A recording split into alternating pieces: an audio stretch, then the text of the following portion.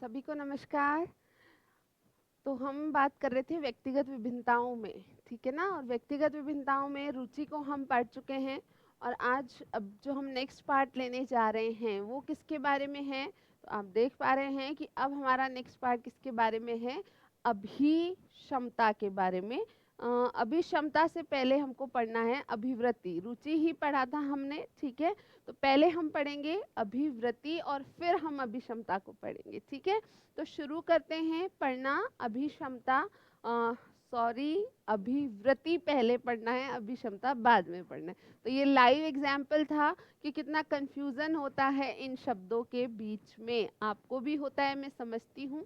तो इंग्लिश वाला टर्म यहाँ आपकी सहायता करेगा।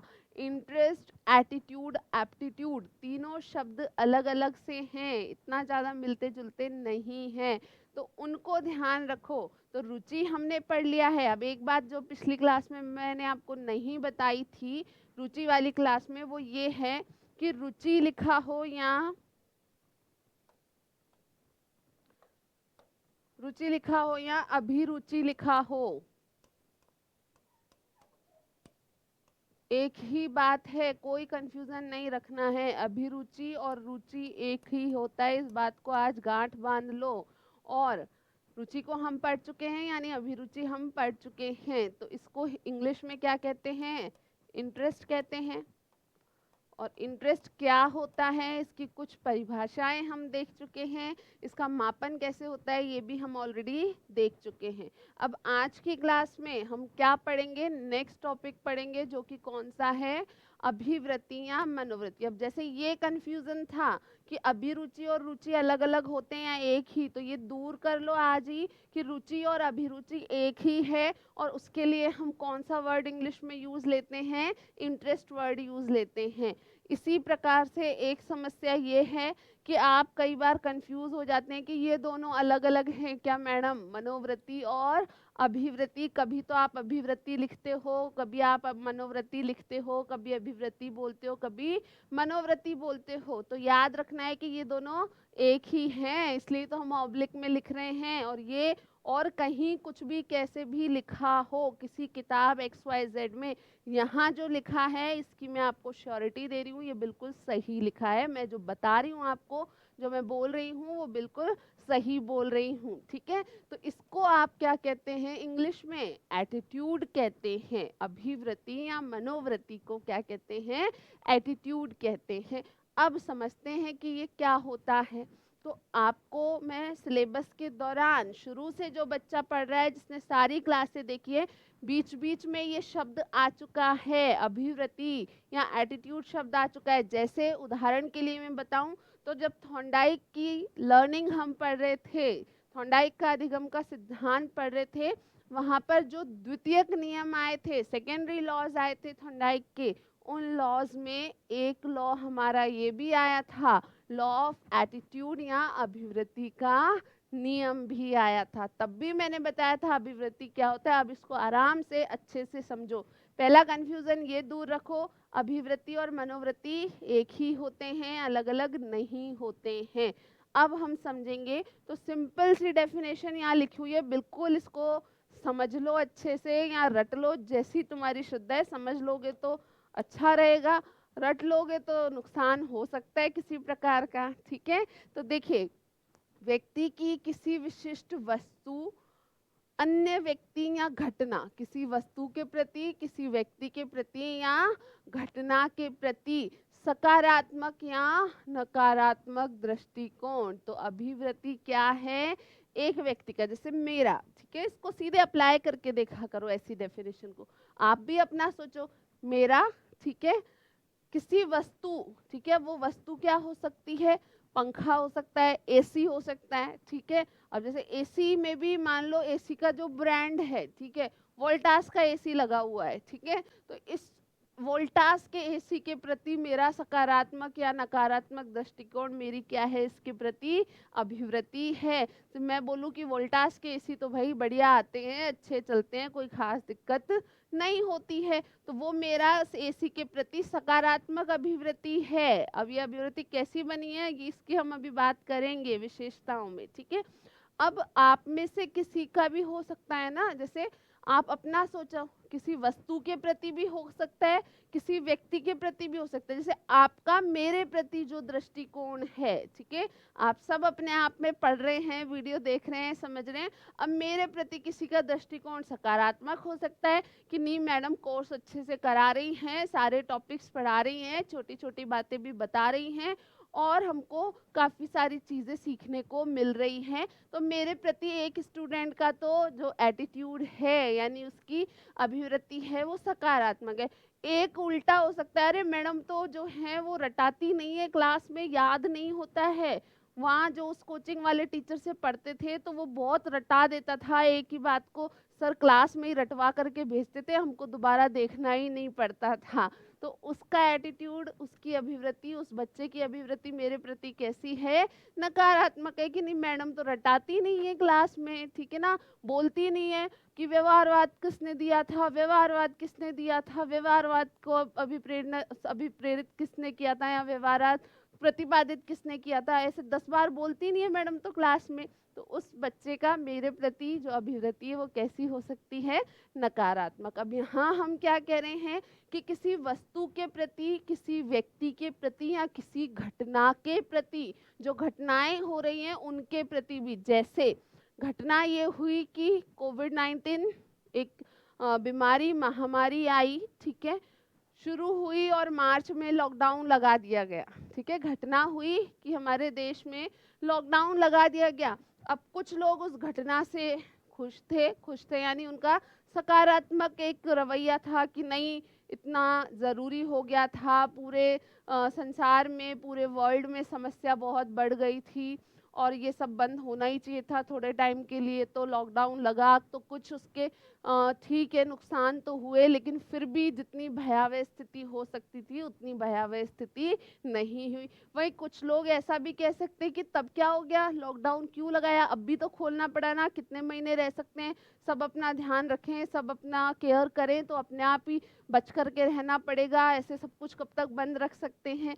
तो किसी घटना के प्रति भी किसी व्यक्ति का दृष्टिकोण सकारात्मक हो सकता है, किसी अन्य का नकारात्मक हो सकता है। सिंपल बात है, इसको बिल्कुल एग्जाम्पल से समझना। तो किसी वस्तु, किसी व्यक्ति या किसी घटना के प्रति आपका, अपने आप का सोच लो, आप तो दूसरे की मत सोचो, आपका सकारात्मक या नकारात्मक दृष्टिकोण ही आपकी क्या है? अभिवृत्ति है या एटीट्यूड है। अब एक समस्या ये आती है कि आप एटीट्यूड शब्द को जो सुन रखे हो वो गलत तरीके से सुन रखे हो, ठीक है, उसमें तो बहुत एटीट्यूड है, हम घमंड के लिए एटीट्यूड का उपयोग कर लेते हैं। सामान्यतः हम में से कई लोग, आपने टीवी वगैरह में देख लिया होगा कभी, अरे बड़ा एटीट्यूड है उसमें तो, जब से टीचर बना है, सरकारी नौकरी लगी, बहुत एटीट्यूड हो गया, सीधा मुंह बात ही नहीं करता है। तो यहाँ ध्यान रखें कि वो एक हमारा जो कहते हैं ना बोलचाल की भाषा में उस शब्द का गलत उपयोग ले लिया गया है, जिससे कि यहाँ कंफ्यूज नहीं होना है। तो यहाँ क्या ध्यान रखना है कि एटीट्यूड यानी कि आपका सकारात्मक या नकारात्मक दृष्टिकोण। अब इम्पोर्टेंट ये है कि मनोवृत्ति के, एटीट्यूड के या अभिवृत्ति के 3 घटक होते हैं, 3 कंपोनेंट्स ऑफ एटीट्यूड होते हैं। क्या क्या होते हैं वो 3 घटक? तो देखो, एक घटक जो है उसको कहते हैं संज्ञानात्मक घटक, कॉग्निटिव कंपोनेंट, एक को कहते हैं भावनात्मक घटक यानी कि अफेक्टिव कंपोनेंट, और एक को आप देखो कहते हैं व्यवहारात्मक घटक यानी कि बिहेवियरल कंपोनेंट। अब ये कैसे होते हैं? तो देखिए, आपकी जो सोचने समझने की क्षमता है उससे संबंधित ही तो संज्ञान होता है ना। तो किसी व्यक्ति के प्रति, किसी घटना के प्रति जो सकारात्मक या नकारात्मक सोच है आपकी, वो आपकी अभिवृत्ति का क्या है? संज्ञानात्मक घटक है। अब आप भावनात्मक रूप से क्या शो करते हो? कई बार होता है कि भावनाएं भी बहुत जुड़ी हुई होती हैं, ठीक है ना, तो ये उस सोच के आधार पर आपकी भावना जो जुड़ जाती है उसको प्रदर्शित करता है। और तीसरा है व्यवहारात्मक घटक, कि उसके आधार पर आप व्यवहार कैसा कर रहे हो। जैसे इस एसी के प्रति जो यहाँ लग रखा है यहाँ रूम में, वोल्टास, उसके प्रति मेरा सकारात्मक अभिवृत्ति, तो मेरी सोच क्या है कि वोल्टास अच्छा ब्रांड है, ठीक है, एसी के मामले में वोल्टास ब्रांड अच्छा ब्रांड है, तो ये मेरी सकारात्मक सोच है, मेरा संज्ञानात्मक घटक है उस अभिवृत्ति का। अब वोल्टास का एसी यहाँ लगा हुआ देख के मैं खुश हो गई, अरे वाह वोल्टास का एसी लगाया है सर ने, बहुत खुश हूँ मैं, ठीक है, तो वो उससे जुड़ा हुआ मेरा क्या है, भावनात्मक घटक है। अब इसके आधार पर मैं आराम से क्लास ले रही हूँ बिना किसी चिंता परेशानी के, गर्मी वर्मी मुझे बिल्कुल नहीं लग रही है, मैं खुश हूँ कि हाँ भाई आराम से अच्छा माहौल है, इसमें मैं आराम से रिकॉर्डिंग कर सकती हूँ। तो ये सिंपल सी बात हुई।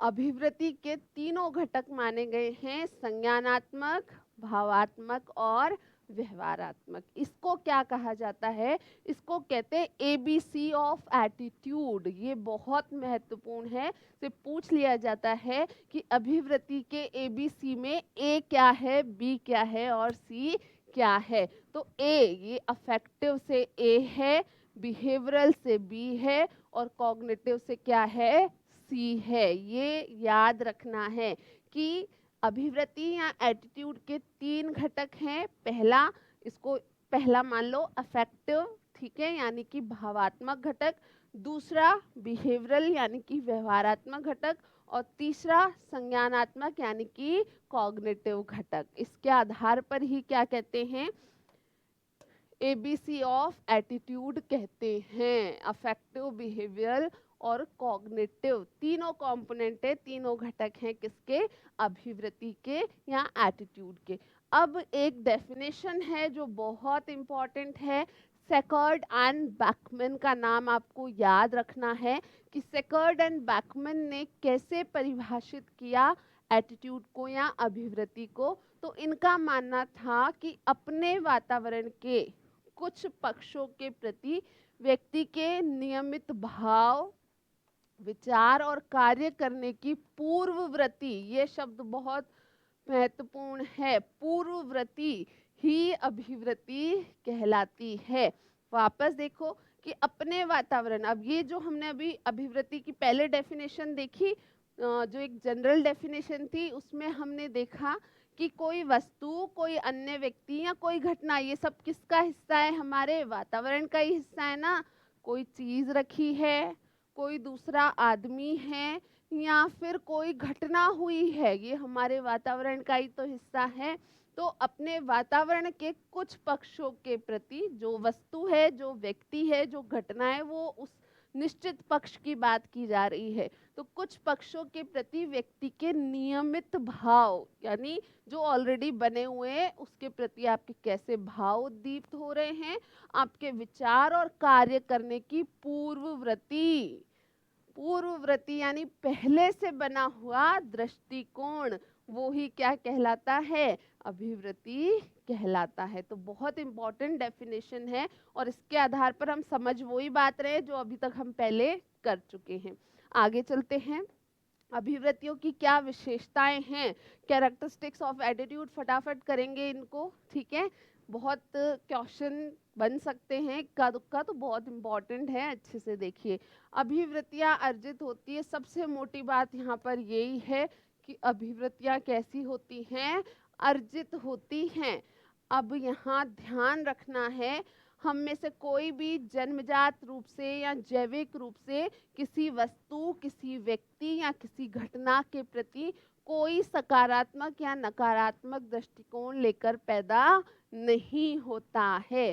तो अभिवृत्तियां कैसी होती हैं, अर्जित होती हैं। और इसी का दूसरा अर्थ हुआ कि अभिवृत्तियां जन्मजात नहीं होती हैं, बायोलॉजिकल नहीं होती है, जैविक नहीं होती हैं और इनेट नहीं होती हैं। अब अभिवृत्तियों का प्रसार क्षेत्र पूर्णतः सकारात्मक से पूर्णतः नकारात्मक तक होता है।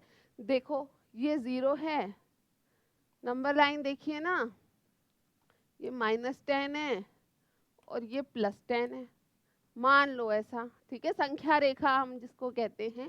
तो अब एक व्यक्ति की अभिवृत्ति -10 हो सकती है, -9 हो सकती है, -8, -1 तक हो सकती है, ऐसे +1, +2, +3 और +10 तक हो सकती है। जस्ट एग्जाम्पल समझो, ठीक है, कि पूर्णतः सकारात्मक से पूर्णतः नकारात्मक। ये पूर्णतः सकारात्मक है और ये क्या है, पूर्णतः नकारात्मक है।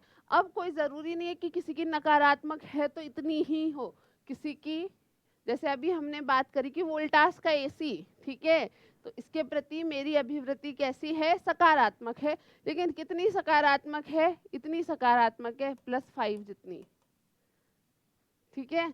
डाइकन का लगा होता है या हिटाची का लगा होता तो मेरी और भी ज्यादा सकारात्मक होती, +10। और डाइकन जैसा तो कोई एसी आता ही नहीं है। आ रही है बात समझ में? तो यहाँ आपको ध्यान रखना है कि एक रेंज होती है, एक प्रसार की सीमा होती है, और एक व्यक्ति की अभिवृत्ति या मनोवृत्ति जिसके भी प्रति है, जिसकी हम बात कर रहे हैं, वो उसका प्रसार क्षेत्र क्या है, पूर्णतः सकारात्मक से पूर्णतः नकारात्मक। अब उसके बीच में उसकी, उस विशिष्ट व्यक्ति की विशिष्ट चीज के प्रति अभिवृत्ति कहीं पर भी हो सकती है, ठीक है। तो ये ध्यान रखना है। इसके बाद हम आगे बात करें, अभिवृत्तियों की संख्या असीमित होती है, कोई निश्चित संख्या नहीं है। जितनी चीजें, जितने लोग, जितनी घटनाएं, उतने के प्रति हमारी अभिवृत्तियां, हमारे एटीट्यूड क्रिएट होते रहते हैं। फिर मनोवृत्ति व्यवहार को दिशा प्रदान करती है। अभी अभी हम पढ़ के आए कि 3 पक्ष होते हैं या 3 कंपोनेंट होते हैं, और उसमें से ही एक हमने कौन सा पढ़ा था, एक पक्ष था व्यवहारात्मक, बिहेवियरल कंपोनेंट पढ़ा था।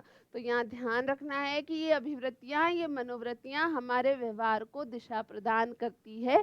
क्योंकि यहाँ वोल्टास का एसी लगा है, इसलिए मैं आराम से क्लास रिकॉर्ड करने आ जाती हूँ। अगर यहाँ पर कोई ऐसा वैसा लगा होता है एसी जिससे मुझे लगता हवा ही नहीं आ रही है, ठंडा ही नहीं करता, कूलिंग नहीं करता, 1 घंटा लग जाता है कूलिंग करने में, तो फिर मैं सोचती अरे पहले बोलती हूँ 1 घंटा एसी चला के रखो, उसके बाद जाऊंगी। तो आपके व्यवहार को तो दिशा प्रदान करेंगी ही करेंगी। भाई जो मेरे से पढ़ना पसंद कर रहा है, यानी उसकी अभिवृत्ति सकारात्मक बनी है मेरे प्रति, तो वो कहता है मैडम पढ़ाओ और पढ़ाओ, मैडम अच्छा पढ़ा रही हो, मैडम क्वेश्चन पूछेगा मेरे से, हाँ पता है मैडम, बताएंगी तो सही बताएंगी, तो वो उसके व्यवहार को दिशा तो प्रदान कर रही है ना। और जिसने पहले ही अभिवृत्ति जिसकी बन गई नकारात्मक, किसी भी कारण से बनी, वो सोचेगा अरे छोड़ो यार, ये कोर्स तो काम का नहीं है मेरे, मैं तो कोई दूसरा कोर्स लूंगा, ठीक है। अब उसकी सही गलत कुछ नहीं है यहाँ पर, ठीक है ना। ये एक अलग बात है कि अल्टीमेटली उसको कभी पता चले कि नहीं भाई मैडम तो सही पढ़ा रही थी, वो एक अलग बात है। लेकिन यहाँ हम बात कर रहे हैं अभिवृत्ति की, जो कि सकारात्मक नकारात्मक दोनों हो सकती हैं। तो यहाँ ध्यान ये देना है कि आपकी मनोवृत्ति या अभिवृत्ति आपके व्यवहार को दिशा प्रदान करती है। उसके बाद है मनोवृत्ति के 3 घटकों में से, ये बहुत इंपॉर्टेंट पॉइंट है, कि जो भावात्मक घटक होता है, जो ए होता है एबीसी में से, वो सबसे इंपॉर्टेंट होता है, क्योंकि ए सबसे पहले आता है। जस्ट याद रखने के लिए आपको ऐसे याद रखना है कि जो 3 घटक थे, भावात्मक था, व्यवहारात्मक था और संज्ञानात्मक था। तो ये माना जाता है कि इन तीनों घटकों में से सबसे महत्वपूर्ण घटक कौन सा होता है, भावात्मक होता है, यानी कि अफेक्टिव कंपोनेंट सबसे ज़्यादा महत्वपूर्ण होता है। फिर मनोवृत्ति में स्थायित्व पाया जाता है, बहुत जल्दी नहीं परिवर्तित होती हैं मनोवृत्तियाँ। अगर आपकी मनोवृत्ति विकसित हुई है तो किसी कारण से हुई है, आपका जो अनुभव रहा है उस वस्तु के प्रति या उस व्यक्ति के साथ में, उसके आधार पर हुई है। और ये मनोवृत्तियों में क्या पाया जाता है, काफी स्थायित्व पाया जाता है। अब मनोवृत्ति में अनुभवों के फलस्वरूप कुछ परिवर्तन भी होते हैं। अब ये दोनों पॉइंट को साथ में ध्यान रखना है। स्थायित्व तो पाया जाता है, लेकिन इतना स्थायित्व भी नहीं है कि मनोवृत्ति परिवर्तित ही ना हो सकती हो। तो ध्यान रखना है कि मनोवृत्ति में परिवर्तन भी होता है। और क्योंकि मनोवृत्ति बनी है, तो अभी अभी मैंने कहा कि व्यक्ति के अनुभव के फलस्वरूप बनी है, तो अनुभवों के फलस्वरूप ही उसमें क्या होता है, कई बार परिवर्तन होता है।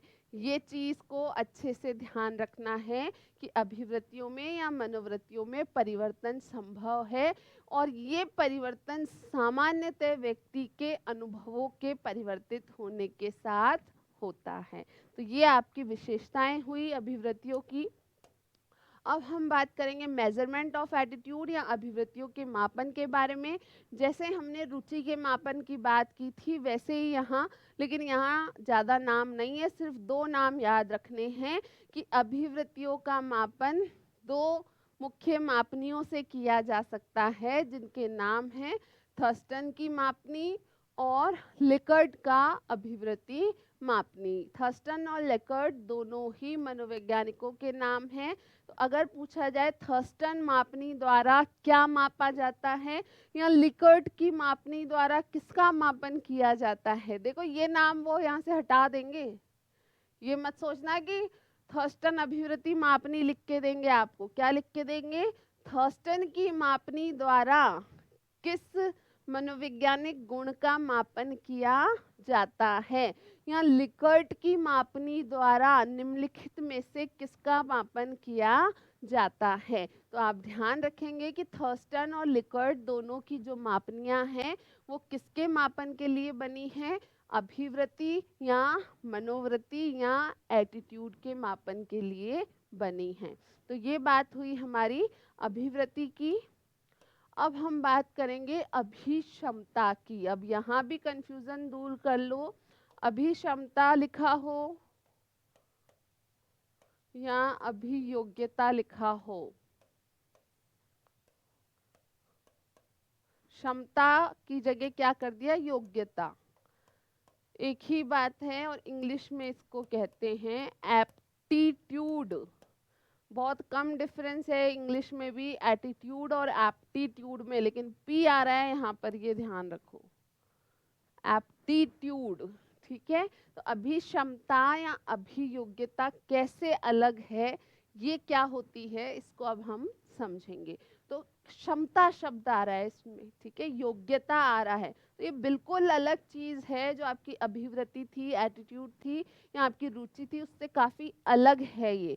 तो ये क्या है, अगर हम सामान्य रूप से कहें तो एक व्यक्ति की किसी विशिष्ट क्षेत्र में जो उसकी क्षमता है, जो उसमें अंतर्निहित है, उसी को क्या कहते हैं? अभिक्षमता कहते हैं या अभियोग्यता कहते हैं। तो एक बार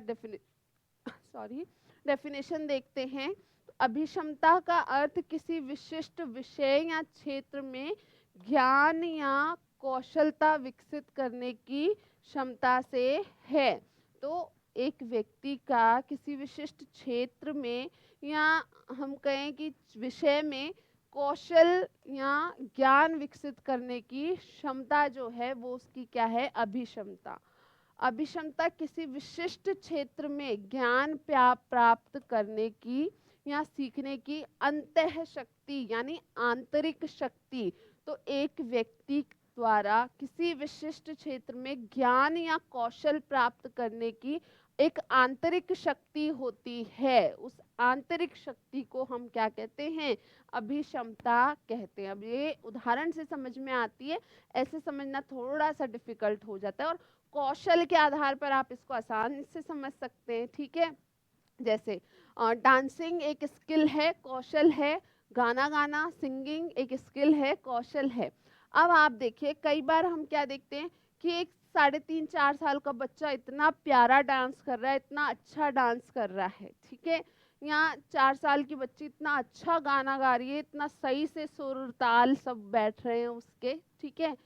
अब महत्वपूर्ण ये है यहाँ पर कि वही हम कहें वही कौशल किसी दूसरे बच्चे में, उसी आयु का दूसरा बच्चा है उसमें नहीं है, वैसा ही डांस उसको सिखाया जा रहा है, मान लो दोनों को भेजा जाता है कहीं पर सीखने के लिए। तो एक बच्चा तो इतना प्यारा डांस कर रहा है, इतना अच्छा लग रहा है उसको देखते हुए, और एक बच्चा ठीक है कर रहा है लेकिन कोई मजा नहीं आया उसको देख के। तो आप ध्यान रखें कि किसी विशिष्ट क्षेत्र में कोई चीज को सीखने की हम सब में क्या होती है? एक आंतरिक क्षमता होती है, हमारा इनेट पोटेंशियल होता है, जन्मजात रूप से हमें प्राप्त हुआ पोटेंशियल है, क्षमता है, उसको हम क्या कहते हैं? अभिक्षमता कहते हैं। अब उस क्षमता के कारण जो हमें अंदर से है, यदि हमें प्रशिक्षण दिया जाता है तो हम अच्छा निष्पादन करते हैं। अगर मुझ में क्षमता नहीं है, मुझ में एप्टीट्यूड नहीं है डांस का, ठीक है, मुझ में नृत्य के कौशल की अभिक्षमता नहीं है, तो मैं खुद तो नहीं कर पाती अपने आप से, जब मुझे सीखने के लिए भेजा गया, मुझे कोई महीनों सिखाया गया, लेकिन फिर भी मेरे को अच्छा डांस करना नहीं आ पाया। अगर ऐसा है यानी क्या हुआ, मुझ में अभिक्षमता नहीं है नृत्य करने की, बहुत कम मुझ में क्षमता थी आंतरिक रूप से, इसलिए वो प्रदर्शित नहीं हो सकती, यानी कौशल के रूप में उसका निष्पादन नहीं हो सकता। ये विषयों के संदर्भ में भी है। कुछ बच्चे छोटे से ही आप देखोगे कि फर्स्ट सेकंड थर्ड क्लास में फिफ्थ क्लास में आते आते मैथ्स को तो फटाफट समझ जाते हैं जल्दी से, कितना भी टफ क्वेश्चन हो, सातवीं आठवीं में आप देखोगे तो फटाफट उसको करने लग जाते हैं, ठीक है। और वहीं कुछ बच्चे उस चीज़ को उतना अच्छे से उतना जल्दी से सीख नहीं पाते हैं। तो एक प्रकार से किसी विशिष्ट विषय को या कौशल को सीखने की आंतरिक क्षमता ही क्या है, हमारी अभिक्षमता है। अब यहाँ अलग अलग विषय अलग अलग क्षेत्र के आधार पर अलग अलग व्यक्ति में वो क्षमता अधिक हो सकती है या कम हो सकती है। अभिक्षमताओं के मापन किए जाते हैं, मेजरमेंट होता है एप्टीट्यूड का भी। इससे ज़्यादा इसमें समझने के लिए अपने पास कोई बहुत गहरा नहीं है, सिर्फ इतना ध्यान रखो कि एक व्यक्ति में एक अंतर्निहित क्षमता होती है, जिसके कारण कुछ चीज़ों में जब उसे प्रशिक्षण दिया जाता है तो वो बहुत अच्छा निष्पादन करता है, परफॉर्मेंस दिखाता है, जबकि कुछ चीज़ों में उसका परफॉर्मेंस उतना अच्छा नहीं आता है। तो जिनमें अच्छा परफॉर्मेंस आ रहा है उसको सिखाने पर, यानी कि उसकी अभिक्षमता भी अच्छी है। जिनमें सिखाने पर भी अच्छा परफॉर्मेंस नहीं आ रहा है, यानी उस व्यक्ति की उस विशिष्ट क्षेत्र में अभिक्षमता अच्छी नहीं है, ठीक है। तो सिंपल सी बात है, इसको आपको ध्यान रखना है। तो इससे एक लिंक और बनता है कि अभिक्षमता नहीं है किसी बच्चे में किसी चीज़ की, और आप जबरदस्ती चाह रहे कि वो उसमें बहुत अच्छा करे। जैसे आजकल सभी माता पिता चाहते हैं कि उनका बच्चा जो है वो बहुत अच्छा डांस करे या गाना गाए, ठीक है।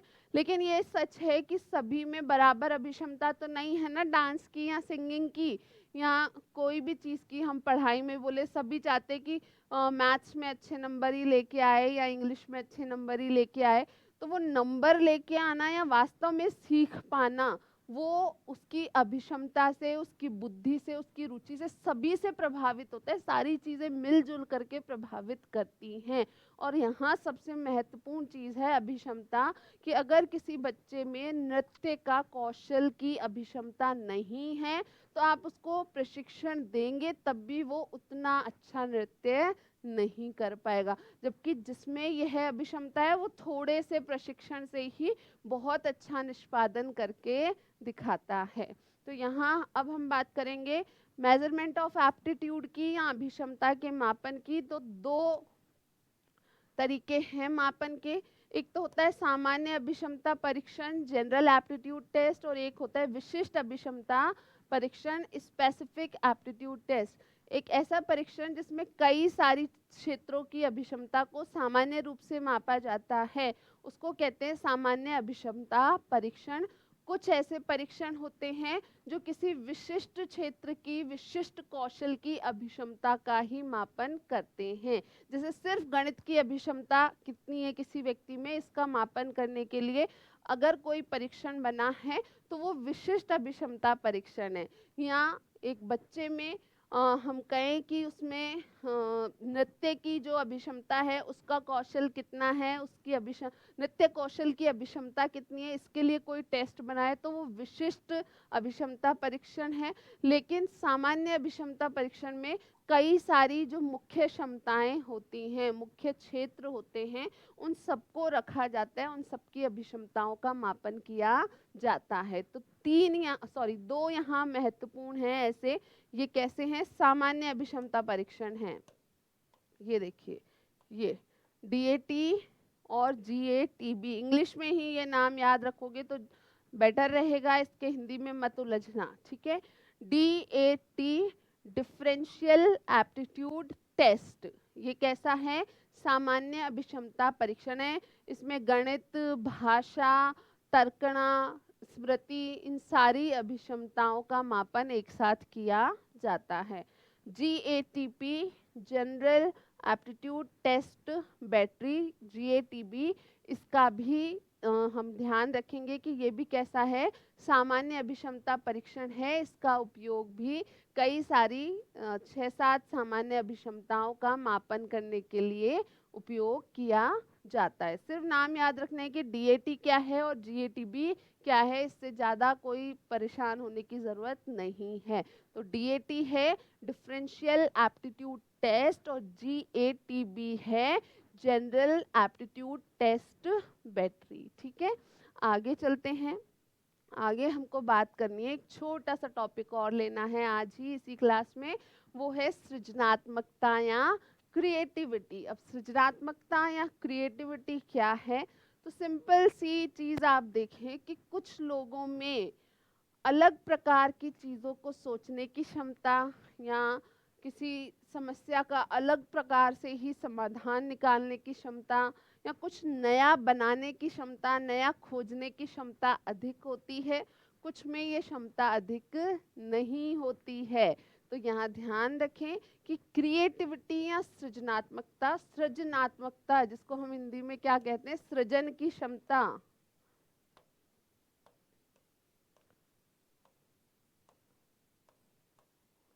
सृजन की क्षमता, सृजन को हम इंग्लिश में कहेंगे ना क्रिएट, कुछ नया बनाना, क्रिएट करने की क्षमता, इसको हमें थोड़ा सा पढ़ना है, बहुत डेप्थ में फिर नहीं जाना है। सृजनात्मक बालकों को हम अगले चैप्टर में पढ़ेंगे, वहाँ आपको थोड़ा सा ध्यान में रखना होगा। तो क्रो एंड क्रो ने क्या कहा कि सृजनात्मकता मौलिक परिणामों को व्यक्त करने की मानसिक प्रक्रिया है। मौलिक यानी ओरिजिनल, ठीक है, मौलिक जो शब्द है वो किसको प्रदर्शित करता है, ओरिजिनल। ओरिजिनल यानी जो कहीं से नहीं आया, वो खुद के उसके ही विचारों से उत्पन्न हुआ हो। तो वास्तव में सृजनात्मकता क्या है, एक व्यक्ति के मौलिक विचार या मौलिक परिणामों को व्यक्त करने की प्रक्रिया है। वो कैसे व्यक्त करता है, कुछ नया बना के, कुछ नया क्रिएट करके। फिर जेम्स ट्रेवर ने क्या कहा है, सृजनात्मकता मुख्यतः नवीन रचना या उत्पादन में होती है। कुछ नया बनाना, वही हम बात कर रहे हैं, कुछ क्रिएट करना, कुछ नया उत्पाद बनाना, वही क्या होती है, व्यक्ति की सृजनात्मकता होती है। अब सृजनात्मकता के संबंध में हमें इसकी कुछ विशेषताओं को ध्यान रखना है। तो कुछ विशेषताएं क्या हैं कि सृजनात्मकता सार्वभौमिक होती है, यूनिवर्सल होती है। तो ऐसा नहीं है कि बिल्कुल ही सृजनात्मकता ना हो किसी में, तो कुछ ना कुछ मात्रा में हम सभी में सृजनात्मकता होती है। ठीक है, तो कुछ लोगों में काफ़ी उच्च मात्रा में पाई जाती है, कुछ लोगों में काफ़ी जैसे बुद्धि की हम बात करते हैं ना, तो बुद्धि का भी वो एक कैसे कि एक सार्वभौमिक है। ठीक है, होती तो है, अब वो बहुत कम हो सकती है या बहुत ज़्यादा हो सकती है। ठीक है, तो मनुष्य है और उसमें बुद्धि है ही नहीं, ऐसा कोई संभव नहीं है। बहुत कम हो सकती है या बहुत ज़्यादा हो सकती है। ऐसे ही हम सृजनात्मकता की बात कर रहे हैं कि ये सार्वभौमिक है, सभी मनुष्यों में बहुत कम भी हो सकती है कुछ में, और कुछ में बहुत ज़्यादा हो सकती है।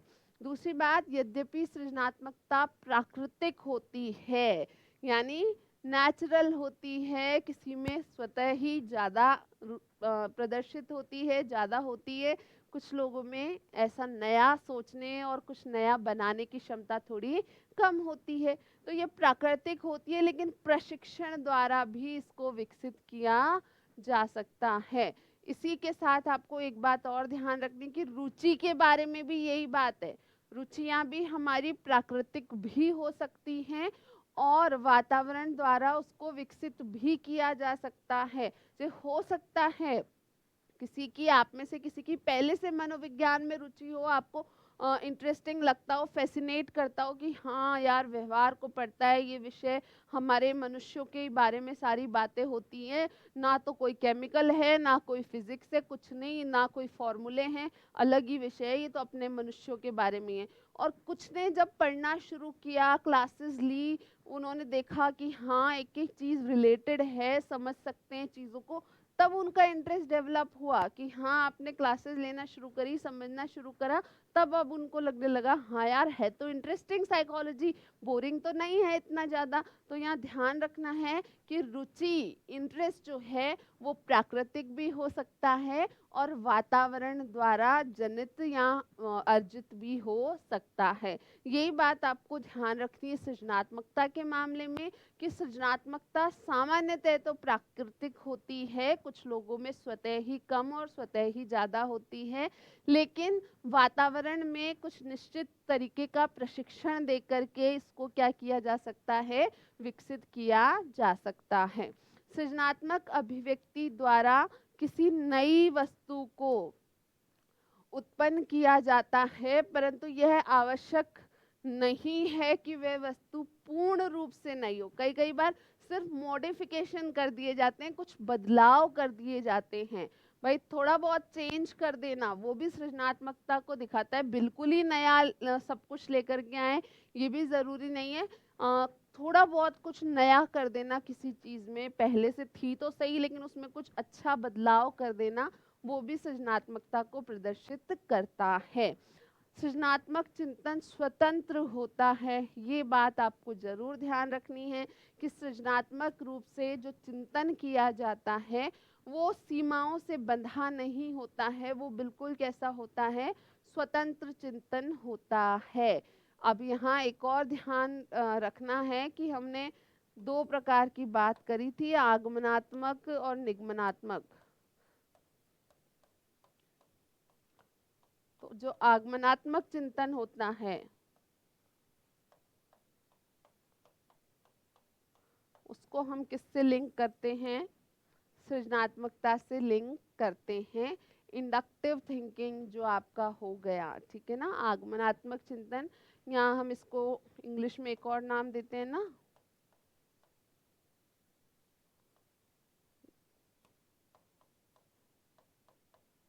Divergent thinking. ठीक है, हमने कन्वर्जेंट और डाइवर्जेंट थिंकिंग पढ़ी थी, निगमनात्मक आगमनात्मक चिंतन की बात करी थी। तो जो आगमनात्मक चिंतन है जहाँ कम सूचना दी होती है और उसको बढ़ाना होता है, उस सूचना में नई सूचनाओं को जोड़ना होता है स्वयं के चिंतन से, उसको किससे जोड़ा जाता है, आगमनात्मक चिंतन किससे संबंधित है, सृजनात्मक चिंतन भी कहा जाता है, या वो सृजनात्मकता से संबंधित होता है। सृजनात्मक उत्पाद या कार्य उपयोगी होता है, ऐसा नहीं फालतू फालतू कुछ भी बना रहे हैं। अगर व्यक्ति सृजनात्मक है, उसने कुछ ऐसा बनाया है अपने चिंतन द्वारा, अपनी सृजनात्मकता द्वारा, तो वो किसी ना किसी रूप में क्या होना चाहिए, उपयोगी होना चाहिए। अब हम बात करते हैं सृजनात्मकता के मापन की, मेजरमेंट ऑफ क्रिएटिविटी। तो दो इसके भी मापन हाँ, हैं। एक तो कुछ भारत में बनाए गए परीक्षण हैं और कुछ विदेश में बनाए गए परीक्षण हैं, क्योंकि भारत के जो मनोवैज्ञानिक हैं उन्होंने भी कुछ अच्छे परीक्षण बनाए हैं सृजनात्मकता के मापन के लिए, और उनका नाम कई बार पूछा गया है, तो ध्यान रखेंगे। तो बाहर के यानी अब्रॉड के, विदेश के कुछ परीक्षणों में से जो प्रसिद्ध है वो एक तो है कौन सा, मिनेसोटा सृजनात्मक चिंतन परीक्षण। तो मिनेसोटा का चिंतन परीक्षण या मिनेसोटा का सृजनात्मक चिंतन परीक्षण, ये आपको ध्यान रखना है। तो सिंपल नाम है, सृजनात्मकता का परीक्षण है मिनेसोटा, बाहर बनाया गया है, मिनेसोटा यूनिवर्सिटी है तो वहाँ पर ये परीक्षण बनाया गया है। अब और कौन से हैं जो विदेश में बनाए गए हैं सृजनात्मकता के परीक्षण, अगेन नाम ही याद रखने हैं। तो एक है टॉरेंस का सृजनात्मक चिंतन परीक्षण, बहुत प्रसिद्ध है टॉरेंस का नाम सृजनात्मकता के क्षेत्र में। तो टॉरेंस ने भी बनाया है क्रिएटिव थिंकिंग या सृजनात्मक चिंतन का परीक्षण। एक है गिलफोर्ड का बहुविध चिंतन उपकरण, आ गया बहुविध चिंतन या डाइवर्जेंट थिंकिंग। तो डाइवर्जेंट थिंकिंग को नापेगा, यानी किसको नापेगा, सृजनात्मकता को नापेगा। अभी मैंने बताया कि डाइवर्जेंट थिंकिंग, आगमनात्मक चिंतन, बहुविधात्मक चिंतन किससे संबंधित है, सृजनात्मकता से संबंधित है। तो टॉरेंस का भी एक परीक्षण है सृजनात्मकता को मापन के लिए, गिलफोर्ड का है, मिनेसोटा वाला हमने पढ़ा, और एक है वॉलेक एंड कॉर्गन। वॉलेक एंड कॉर्गन का भी क्रिएटिविटी का इंस्ट्रूमेंट है। अब इन परीक्षणों में सामान्यतः क्या प्रश्न होते हैं, तो इन परीक्षणों में सामान्यतः कोई वस्तु के अलग अलग उपयोग बताना, ठीक है, कि किसी परिस्थिति में आप इस वस्तु को कैसे उपयोग में लेंगे, इस तरीके के प्रश्न होते हैं। या कुछ ऐसी कल्पनात्मक स्थिति दी जाती है कि अगर ऐसा हो जाए तो क्या हो, जैसे आप अगर एलियन से मिलो तो क्या करोगे, ठीक है, आप अगर किसी दूसरे ग्रह पर चले जाएं तो आप क्या करेंगे, या अगर आप अचानक से सुबह उठें और आप अचानक से अपने आप को एक ऐसी जगह पे पाते हैं जहाँ दूर दूर तक कोई भी नहीं है, कुछ भी नहीं है, कोई इंसान नहीं, कोई बिल्डिंग नहीं, खाली खाली आपको सिर्फ ज़मीन नज़र आ रही है, तो आप क्या करोगे। तो यहाँ कल्पनात्मक स्थितियाँ प्रस्तुत की जाती हैं या कुछ वस्तुएं दी जाती हैं जिनसे कि व्यक्ति को विशिष्ट परिस्थिति में उसका अलग अलग उपयोग करने की जो सोचने की क्षमता है कि इस वस्तु का क्या क्या उपयोग हो सकता है, वो सोचना होता है। तो ये तो हो गए आपके विदेशी परीक्षण जो सृजनात्मकता का मापन करते हैं। टॉरेंस का और गिलफोर्ड का बहुत फेमस है, ये आपको याद रखना है, ठीक है। अब आते हैं भारत में बनाए गए परीक्षण। भारत में मानकीकृत किए गए परीक्षण, तो एक तो है बकर मेहदी का परीक्षण है। बकर मेहदी, ये मेघदी नहीं है, मेहदी है, बकर मेहदी, इनका परीक्षण है, हिंदी और अंग्रेजी दोनों में है। तो बकर मेहदी का सृजनात्मक चिंतन का परीक्षण है। Baqer Mehdi test of creative thinking, सृजनात्मक चिंतन का परीक्षण। तो नाम याद रखने हैं, जैसे पूछ लिया जाता है निम्नलिखित में से कौन सा परीक्षण सृजनात्मकता से संबंधित है, आपको लिख दिया जाएगा वहाँ पे ऑप्शन में बकर मेहदी का परीक्षण, या आपको नाम दे दिया जाए बकर मेहदी का परीक्षण निम्नलिखित में से किसके मापन के लिए उपयोग आता है। ऑप्शन में दे दिया व्यक्तित्व, अभिरुचि, सृजनात्मकता और अभिक्षमता। तो वहाँ आपको आंसर आना चाहिए कि ये किसके उपयोग में आता है, सृजनात्मकता के मापन के उपयोग में आता है। नेक्स्ट है पासी सृजनात्मक परीक्षण। पासी का भी एक परीक्षण है, वो भी किसका मापन करता है, सृजनात्मकता का। फिर है सक्सेना's test of creativity. Saxena ji ने भी एक टेस्ट बनाया है जो भी सृजनात्मकता का मापन करता है। और फिर शर्मा जी का एक टेस्ट है, शर्मा बहुविध उत्पादन योग्यता परीक्षण, शर्मा's डाइवर्जेंट प्रोडक्शन एबिलिटीज टेस्ट। तो ये सारे परीक्षणों के नाम ध्यान रखने हैं। अब यहाँ पर भी बता दूं, बकर मेहदी और पासी के परीक्षण, अब ये कॉमन नेम है, सक्सेना और शर्मा जनरली नहीं दिए जाते हैं, ठीक है ना। कौन से दिए जाते हैं, बकर मेहदी और पासी के जो टेस्ट हैं वो किसके हैं, ये पूछे जाने की संभावना काफ़ी ज़्यादा होती है। तो ये परीक्षण आपको नाम अच्छे से याद रखने हैं। अब एक नोट है यहाँ पर, उसको अच्छे से देखो कि सृजनात्मक परीक्षणों द्वारा विशेष रूप से सृजनात्मकता के कुछ तत्वों का मापन किया जाता है। वो तत्व 4 हैं और यहाँ लिखे हैं और इनको अच्छे से समझो। एक है निरंतरता, फ्लुएंसी। जो सृजनात्मक चिंतन है वो ऐसे नहीं कि किसी में अचानक से होगा फिर नहीं होगा, कुछ ना कुछ निरंतरता होती है, उसमें कैसे ना कैसे जुड़ा होता है, चीज़ों को एक एक करके वो जोड़ पाता है। फिर है लोचशीलता या लचीलापन। तो ऐसा चिंतन जो होगा वो रिजिड नहीं होता, सख्त नहीं होता।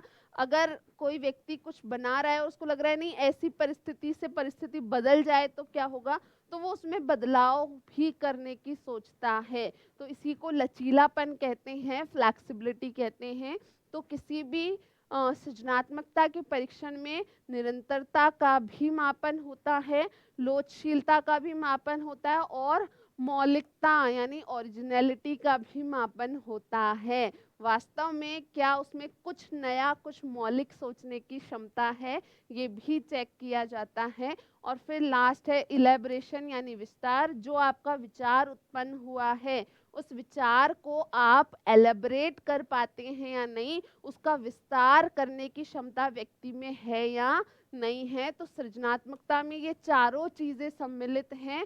निरंतर रूप से किसी समस्या पर, किसी स्थिति पर चिंतन करना, फिर एक लचीलेपन के साथ उस चिंतन को आगे बढ़ाना, उस चिंतन का मौलिक होना और उस आइडिया, उस विचार का, उस चिंतन का क्या करना, विस्तार कर पाना। तो ये बात हुई हमारी किसकी, ये सारी बात हो गई क्रिएटिविटी की यानी सृजनात्मकता की। और इसके साथ ही हम इस व्यक्तिगत जो विभिन्नता का चैप्टर है, इसमें कई सारे छोटे छोटे टॉपिक्स को कवर कर चुके हैं। बड़ा टॉपिक हमने क्या कवर किया था, बड़ा टॉपिक हमने बुद्धि कवर किया था। उसके बाद हम संबंधित कई छोटे टॉपिक यानी कि रुचि, अभिक्षमता, अभिव्यक्तियाँ और सृजनात्मकता को कवर कर चुके हैं। आप पढ़ते रहिए, समझते रहिए चीज़ों को। इस चैप्टर में हमारा एक ही पार्ट बचा है, अब वो बड़ा पार्ट है व्यक्तित्व का, उसको भी हम आगे कंटिन्यू करेंगे। व्यक्तित्व क्या है, व्यक्तित्व के क्या सिद्धांत है, व्यक्तित्व का मापन कैसे कैसे होता है, कई सारे प्रश्न यहाँ से बनते हैं। और नेक्स्ट जो हमारा क्लास होगा वो पर्सनालिटी या व्यक्तित्व से ही संबंधित होगा। और आज की क्लास में आपने बहुत सारी छोटे छोटे टॉपिक्स को कवर किया है। इन सबको याद रखना मैंने साथ साथ इसलिए कराए हैं कि आप कंफ्यूज ना हो जाएं। साथ के साथ हमने रुचि के जस्ट कंटिन्यूएशन में अभिवृत्ति को पढ़ा, अभिक्षमता को पढ़ा और सृजनात्मकता को पढ़ा। इन सब का अर्थ और इन सब का अंतर आपको अच्छे से ध्यान में रखना है। तो ठीक है, मिलेंगे नेक्स्ट क्लास में, व्यक्तित्व पढ़ेंगे। आज के लिए इतना ही। Thank you for watching.